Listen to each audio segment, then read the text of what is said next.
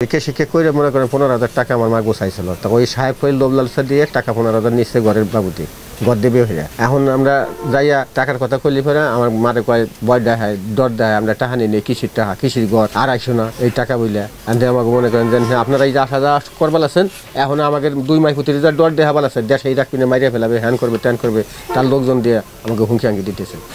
টাকা দিছি সাহেব পরে রাতে, এটাও দেয় না, গরু দেয় না, কিছুই দেয় না।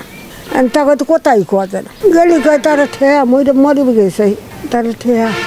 টাকা চাইছেন না ঘর চাইছেন?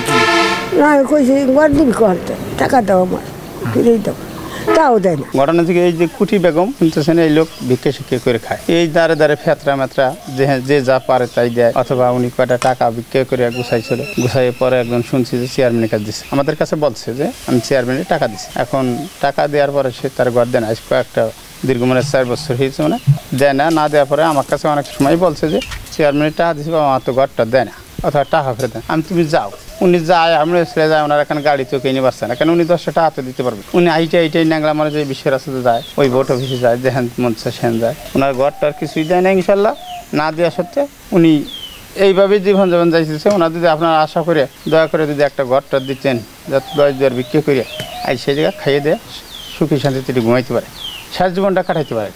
5-10 জনের দুয়ারে হাত পাততেছে যে 100 টাকা দেয়, 20 টাকা দেয়, ওই মানুষের কচু খেতে এসে বইটই উঠে কুড়ে বিক্রি করে এইভাবে এসে খাইতেছে। আমরা যদি কেউ 10 টাকা 5 টাকা দিয়ে 1 পোয়া চাল দিয়ে চাল দিয়ে খেয়ে দিয়ে খায়, তার বলতে থাকতেও কেউ নাই। সে টাকা দিছে শুনছি, কিন্তু ঘর তারা দিতেছে না, তাই এখন সে অসহায়, সে মানুষের বাড়ি থাকে। প্রথমত হচ্ছে আমাদের কাছে এই বিষয়ে কেউ কোনো লিখিত অভিযোগ দেয়নি, আমরা শুনেছি, আপনাদের মাধ্যমে আমরা জেনেছি, গণমাধ্যম থেকে জেনে আমি আমার এসি ল্যান্ড সহকারী কমিশনার ভূমি এবং আমাদের উপজেলা সমাজসেবা অফিসারকে নিয়ে আমরা অতি দ্রুত এখানে ছুটে চলে এসেছি। ওনার সাথে আজকে দেখলাম, ওনাকে দেখে গেলাম, ওনার ঘরের অবস্থা দেখলাম, দেখতে পাচ্ছেন খুবই নাজেহাল এবং করুণ অবস্থা।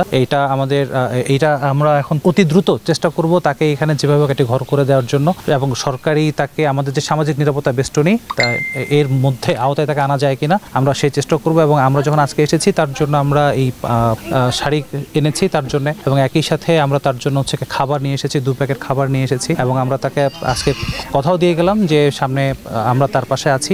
এবং যে অভিযোগটি সামনে এসেছে, দেখেন আমরা এই বিষয়ে তার সাথে কথা বলেছি, আমরা তাদের সাথে আরও ডিটেলস কথা বলতে হবে। আমরা একটা তদন্ত কমিটি করে দিব, তদন্ত কমিটি তদন্ত করে আমাদের কাছে প্রতিবেদন জমা দেওয়ার পর আমরা আরও স্পষ্টীকরণ হবে যে এখানে আসলে বিষয়টি কী ঘটেছে। তবে তার সাথে কথা বললাম, তার একটু বয়স হয়ে গিয়েছে, তো তিনি দুভাবে কথা বলেছেন। তবে একটা জিনিস আমরা নিশ্চিত বুঝতে পারছি, সেটা হচ্ছে গিয়ে এখানে টাকার যে লেনদেনের বিষয়টা আসছে, এটা মানে উনার মুখ থেকে শুনে বোঝা যাচ্ছে যে এই জিনিসটা হয়েছে। তো আমরা তদন্ত করব, তদন্ত করে যদি কাউকে দোষী পাই বা দোষী সাব্যস্ত যিনি হবেন তার বিরুদ্ধে আমরা অবশ্যই আইনানুগ ব্যবস্থা নেব।